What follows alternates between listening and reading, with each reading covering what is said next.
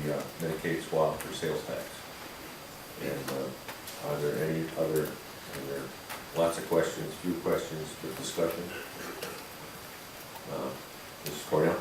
Thank you, Mr. Chairman. I would like to just acknowledge Dr. Mueller for his work in championing this issue for nearly 2 years now. I think he deserves our commendation for continuing to bring this forward.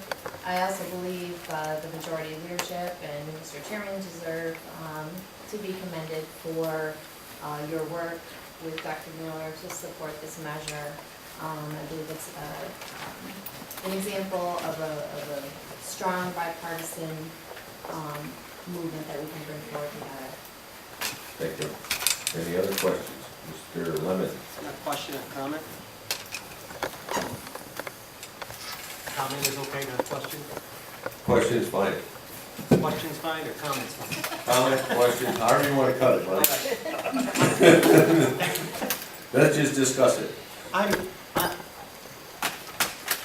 got kind of surprised into putting my name on this last night, and again, I would like it removed because, again, swapping the sales tax does not address what the issue is. The issue is that in New York State, Medicaid costs more than Texas and California combined.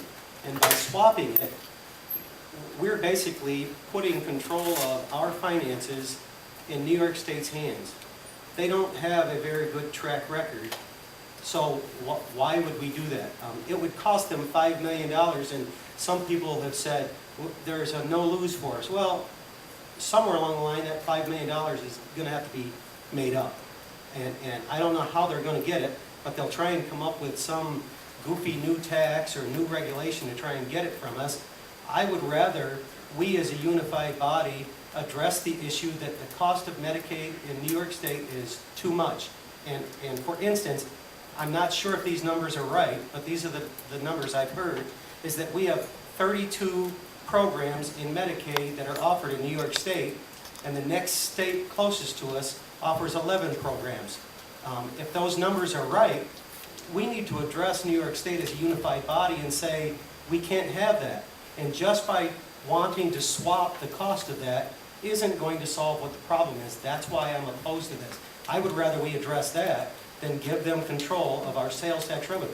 Perhaps if we could get them to lower the cost of Medicaid, we could not only lower property taxes, but we could also lower the sales tax rate as well. And I would be more in favor of that.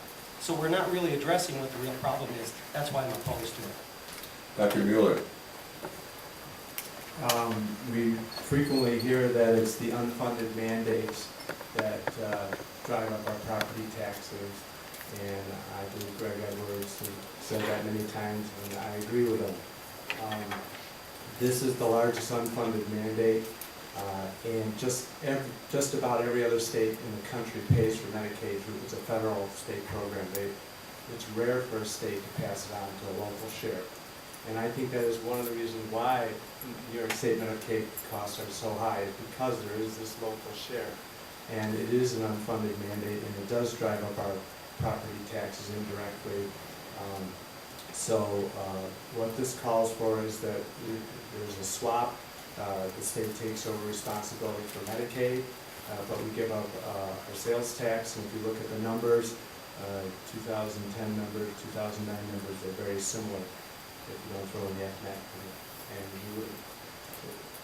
they're very similar, and I think this is in the best interest for the people of Chautauqua County and for the state of New York.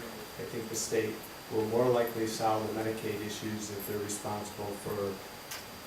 They're the ones that make the rules and the regulations. They set up the program, and they can't spread the costs onto the local taxpayers. And so what we're doing is we're getting rid of the largest unfunded mandate. And I think it's the right thing to do, and I wish we would have done it earlier. Thank you, Dr. Mueller. Mr. Brillo? Yes, thank you, Mr. Chairman.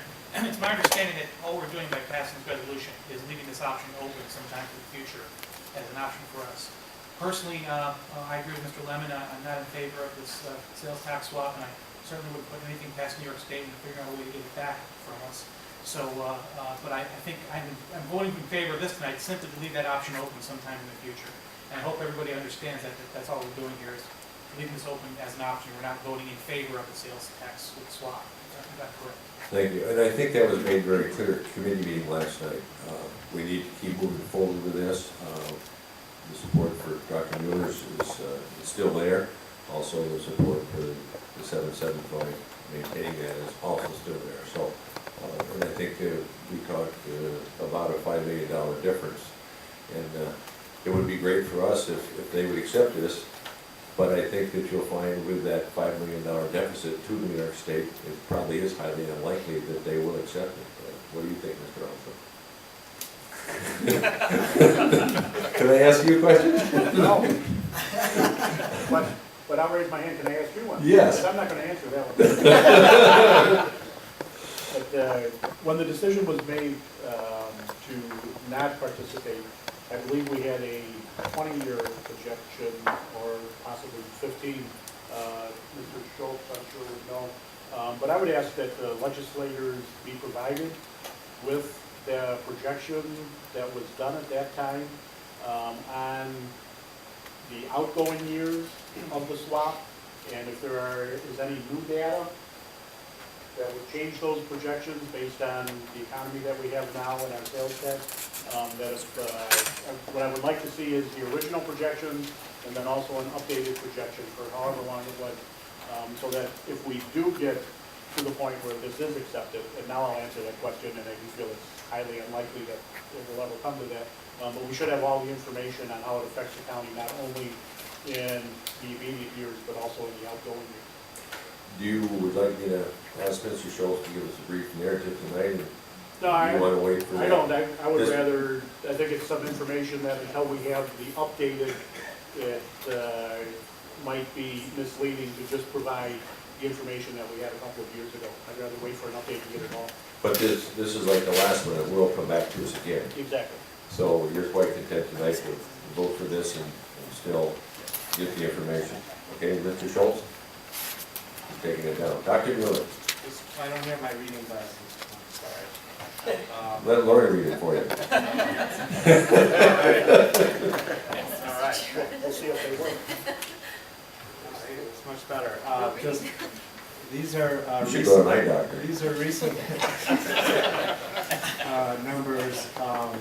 The 2010 Medicaid budget was $29,847,000, and our sales tax receipts are $29,517,000. It's estimated 2011 Medicaid will be $30,621,000. And our sales tax receipts, even if we stayed at 7.5, very similar. If we throw 3 million on top of 26, pretty similar. So it's close. If it drops down to 7.5, we're looking at a large deficit, and the sales tax will not cover Medicaid under at 7.5. Thank you, Dr. Mueller. Any other questions, Mr. Stutzman? No, I'm going to support this, and I think it's good that we supported it. Mr. Borrello said it, but Mr. Lemon makes a really good statement, and if we really think that our state is going to give us a better end of this deal, I think we're kidding ourselves. So, call the question. All in favor? Aye. All opposed? Clerk, please call the roll. Mr. Olson? Yes. Mr. Babbitt? Yes. Mr. Borrello? Yes. Mrs. Cornell? Yes. Mr. Joe? Yes. Mrs. DeJoy? Yes. Mr. Duff? Yes. Mr. Gould, or Mr. Gould? Yeah. Mr. Heenan? Yes. Mrs. James? Yes. Mrs. Kinberg? Yes. Mr. Lemon? No. Mr. Mueller? Yes.